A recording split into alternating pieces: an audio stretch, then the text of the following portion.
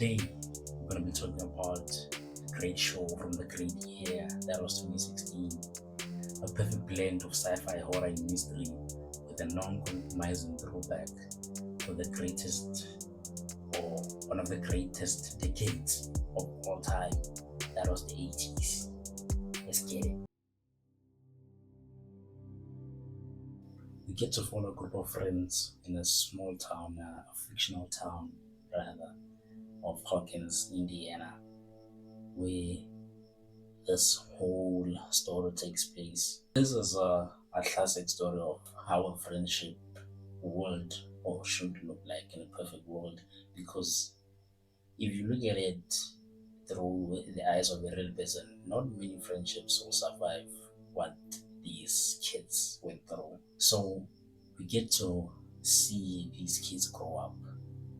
We get to see them navigate grief and survival, and we get to see them navigate a whole lot of darkness. And yeah, man, it's a pretty decent story. Don't know about good, but it's decent. You get the feeling that it's a story that you've heard before or you've seen before. But as much as a decent story, it's the execution of it, because you can tell a decent story in an incredible way, which makes it an incredible story. So when I say that this show has a decent story, I'm saying that it has a decent story that was told in an extraordinary way, making it an extraordinary story automatically. I don't know if you get what I mean, but yeah, that's what I mean. The show in itself has some pretty interesting characters, if you would say, because we have 11, first of all, which is a person, not a number. But watch the show. We have 11 portrayed by Millie Bobby Brown, who is essentially a child who never got to be a child who grew up in a lab. So we get to see her experience childlike things at an age that is that we've never seen before. Like you never see that in normal life. So you get to see childlike wonder in a person who is a big. We get to see a series of this kind being carried by a primarily child cast. There's a Steve Harrington who is portrayed by Joe Keery. We get to see him try to avoid being that guy who peaked in high school, kind of a thing. It's nice to see someone grow up, because there are people who never grow up from high school and they get to live their entire lives like they're still in high school. So there was a pretty well written character for the story, a well written female cast that shows us what it meant to be a woman, a female, or a girl, the challenges that women had to go through to get by in the 80s. So they didn't just show the positive side of things. The production crew of Stranger Things did a pretty good job of giving us an immersive atmosphere, which made you feel like you were there, like from watching it on a screen and listening to it on speakers or headphones.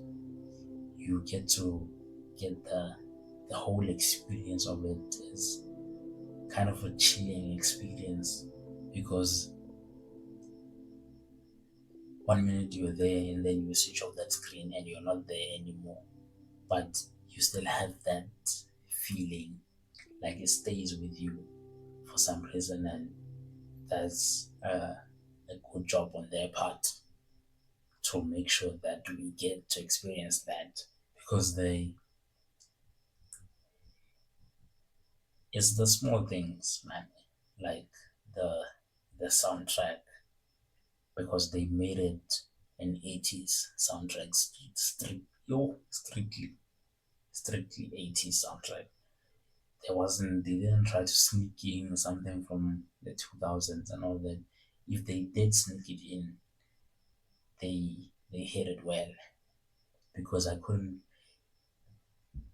from what I know, and yeah, from all that, from what I know from the 80s, I could say all the music used in that show was from the 80s, because I didn't dig deep into that and all. The other thing is cinematography and lighting, because we know how the movies look like in the 80s. So they made sure that this show looked like it was from the 80s, from the color grading, and I don't know the nitty-gritties of the situation, but they made sure that when you look at that thing, you would think that it was made back then. There were some points where they had to compromise and make it make it look a little bit better for consumption's sake. But there were really some moments where you felt like you're watching like old school television and all that. We get to see the influences of Stephen King and Spielberg by a combination of some old school horror with a modern blockbuster, if you would say that, because the show had a feeling of it was old school but new. Very new old school. That's how you could describe this thing. The show was able to invoke strong emotions, because I know a lot of people who cried from this thing, and it didn't pick the demo, like everyone was crying from Stranger Things. I think I cried at some point. I don't know. I'm not sure, but maybe we'll never know. So yeah, uh, it drew out a lot of strong emotions from its viewers and the fan base, because it created an emotional attachment to the show, where from 2016 to 2025 they gave us 5 seasons in 9 years, and the heat never died down. Like, they didn't lose anything, they didn't lose any fans, they even gained more as the seasons came by, because of that emotional attachment that they were able to create with their fan base. Because everyone was plugging everyone. So Kima ETC, they hear this, but oh, remember. And then they tell you, oh, no, we were listening to this shit, and this shit slaps. So you should listen to this shit, because, hey, you won't regret it. And we didn't regret it, and we listened just from the show. The show was also able to create some memorable characters, because if you look at the PR run that they had these characters doing, everyone knew, like, even the people who didn't watch the show or weren't fans of the show per se, they knew that, oh, that's Will, oh, that's Mike, that's Dustin. They knew already. Even if you don't know their names, you know, oh, that's the kid from Stranger Things. You see, it's the little things like that, being able to create that character that will stay with you for the rest of time. It could also be a disadvantage, because these are the kind of things that lead to typecasting. But I see from the things I've watched, or the other work of these people that I've watched, these characters were able to avoid typecasting in a way, because they were able to be featured in multiple different roles where they play a character that is much different from the one that they played on the show. And there's a plus for them because it's very difficult to avoid typecasting in Hollywood. And most people just give into it and they live with it for the rest of time, I guess. They're also able to create like a world without gaps because often in movies we find gaps in the the world that the production created, the world that was written for that show. And as much as the world for Stranger Things was isolated, they were able to give us reasons to why it was isolated. So they built a world without gaps that people can poke through and find holes in the story. What I will say the show failed at is they became a bit repetitive in their storylines. It wasn't that much, but if you are a really picky viewer like some of us, it it gets to a point. But they were able to correct themselves, which is a pretty good thing because when the moment came when they saw that no, this shit is hey, this thing is being repetitive, they were able to pivot and kind of shift the story to be different from the last one, which is a good thing, but a bad thing because why would we not see at the beginning, well, this thing is repetitive? And the pacing, pacing is very important in this generation because it's unavoidable, but short attention span and all that.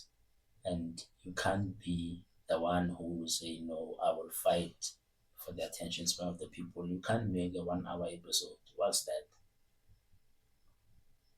Because it wasn't even 1 hour, it probably 1 hour 30. That's a whole movie. That's a short story. You can't be doing that as a show. 45 minutes. That's cool. 45 minutes, that's the sweet spot.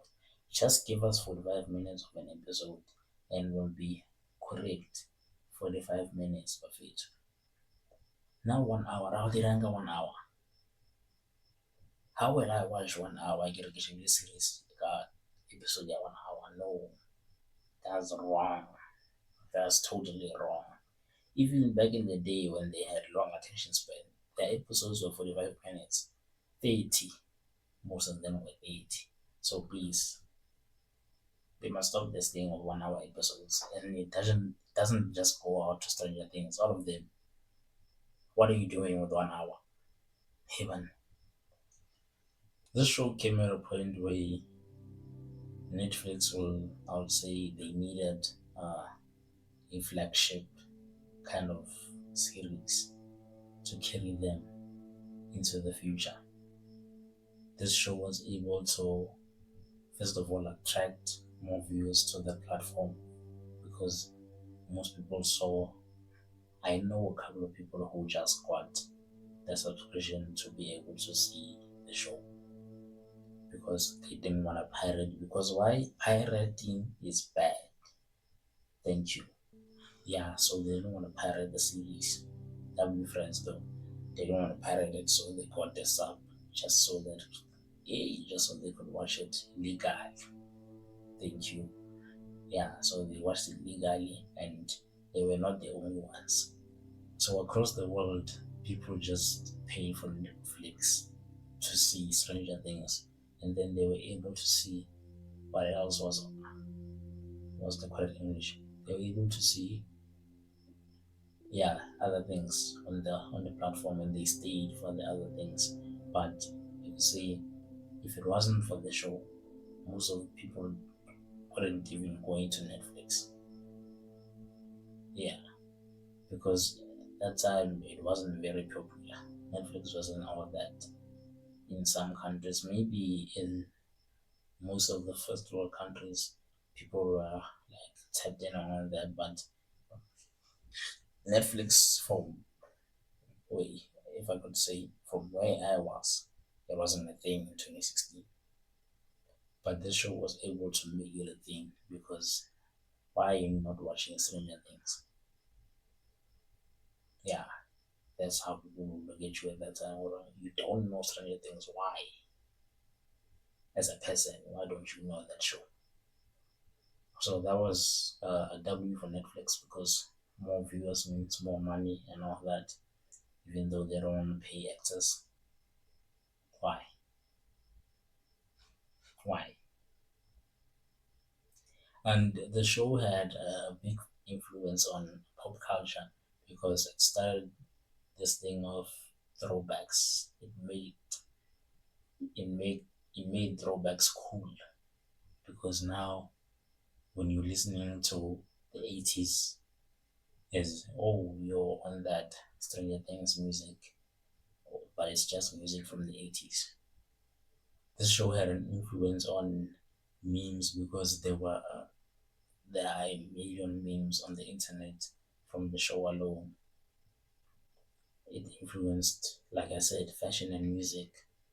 Whenever you listen to your mother's CDs and wearing her clothes, and people thought you were cool, you see. And we could say that impact wise, this show will be around for generations because it has officially created a legacy because we could say already it has gone into like two generations of teenagers because when at that time when I was studying, I was I was part of the new teenagers at the time, and now there are new teenagers who went around at our time and they are also watching the show. So that means it will always be there because I don't think the show will ever lose like viewership. It will be one of those shows where from 50 years from now, people will still be watching it. From 2016 to early 2026, late 2025, the show had a total of 1.2 billion views. That's a lot, and these numbers are still climbing because, as I said, the show will be around for time, with season 1 having 120 million views. Yeah. Season 1 having 120 million views, season 2 sitting at 150 million views, and season 3 having 180 million views, season 4 with 250 million views, and season 5 with a projected 600 million 600 million views because it's still new and it hasn't reached all the people yet. Season 1 of the show debuted at 59.6 million views in the first week, which was record setting for an English language Netflix show, and we all know why they had to add English language. That's why. And let's talk money. Money, bafethu, money, Zaga. If we're talking budget, then the budget goes as the viewership goes. It increases with time. Season 1, the budget was 48 million dollars. The budget for season 2 was $72 million. The budget for season 3 was $80 million. Budget for season 4 was $270 million and 30 million per episode. Season 5 is approximately 400 to 480 million dollars with 50 to 60 million dollars per episode. And all of these numbers from viewership to the budget and all that, all these numbers are approximated because it's gotten harder to to track viewership, and especially on Netflix, because they don't put out numbers like old school television when they will tell you, oh, this many people were watching. It's it's gotten harder to track it. And it's gotten very hard to track on the the money that the show made specifically, because it's it's all subscriptions. So generated $1.4 billion from the USA economy with the jobs it created and the boost of the economic activity where the show was shot, which was, I'll put the name somewhere here because I don't know where it was, but yeah, I'll find out. So now we're coming to the verdict now. It's time to rate this thing, put it on a scale. Which scale? The scale. Thank you.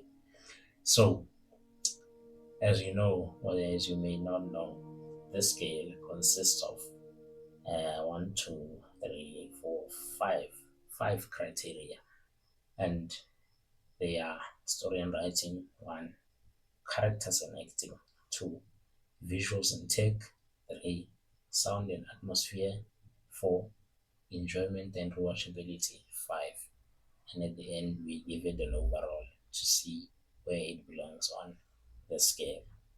Thank you. So story and writing, we give it a very strong 8, because yeah, if you listen properly to what I've said, you know my issues with the story and writing. And the characters and acting is a 9.5, because execution was flawless, as I've said. We couldn't ask for anything better. And but we'll talk about this one after. Visuals and tech is a strong 9, because I was shy the spine. Sound and atmosphere is a 10 with it. I couldn't, like, you couldn't ask for anything better, considering what the show was and what they talked about. The sound and atmosphere was perfect. Enjoyment and rewatchability, a strong 9. You see, so this show wasn't bad. They just needed to. It was the closest thing we can have to perfection. Hey, the closest thing we can have to perfection. So overall, if you have a calculator there, the overall is 9.1. So Stranger Things on this scale is a 9.1. Thank you. And yeah, now that we are at the end, but Hollywood needs to do better with the the hairstyles of black men and boys and all that in their movies, and update their rotation of hairstyles, because we can't be having what Lucas was having in that show, and they call that a hairstyle. It was like they put hair on his head and glued it on, trimming and nothing, just hair. What the fuck was that? Or what? So yeah, man, the show was an interesting experience, to say the least. Very fun to watch. Will I watch it again? Yes, but not now. Give me 10 years, I'll watch it again, because I need to get it out of my system first. Because, as I said, very strong emotional attachment. So, if I start from the beginning now, it will be a hard watch. So, let me forget about it for a bit. 10, 15 years, I'll be fine. And I'll be able to watch it again. And yeah, man, we made it to the end.